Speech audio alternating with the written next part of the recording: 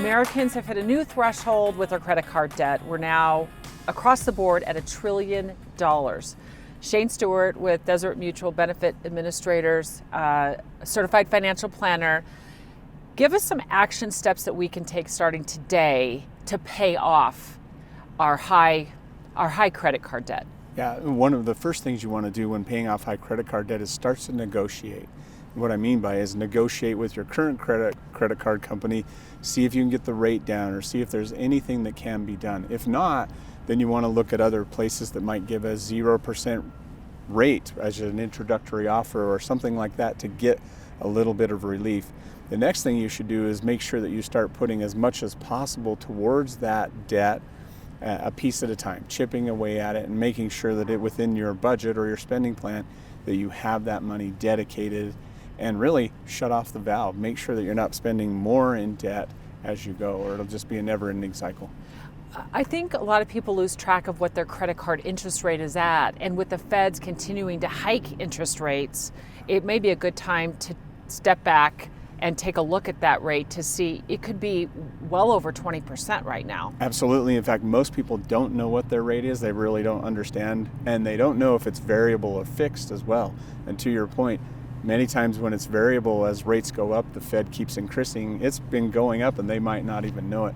It's a great time to look at what you actually have. What is the rate and is it fixed or variable? Make some decisions from that point. Is it better to pay off the higher interest rate credit card first if you have multiple cards, or better to pay off the higher balance? What does a certified financial planner recommend? The numbers will show arguments between whether it's the higher interest rate or the lower balance, but I'll tell you practically, I love the lower balance. And Why? The reason why is I like the human part of it. The endorphin rush you get when you pay, and paying off the lower balance will be quicker than many times doing the highest interest rate. Just getting that endorphin rush motivates you to get on to the next debt.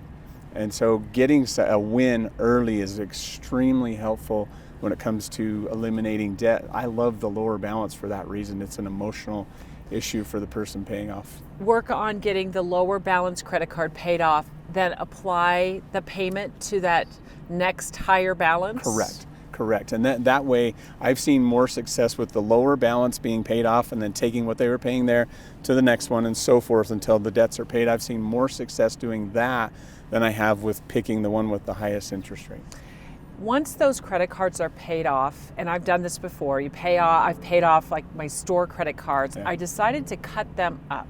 Yeah. But I've heard that can impact your credit score.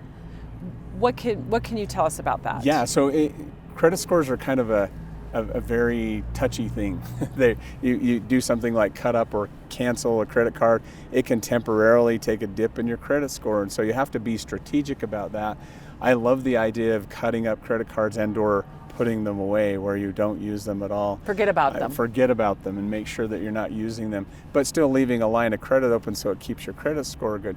However, if you have a problem with spending on credit, you're better off taking that small and temporary dip in your credit score and cutting them up and canceling and closing the account, because then that way it's out of sight, out of mind, and you're not tempted to use that. Thanks for your advice. Yeah, you're welcome. Great tips.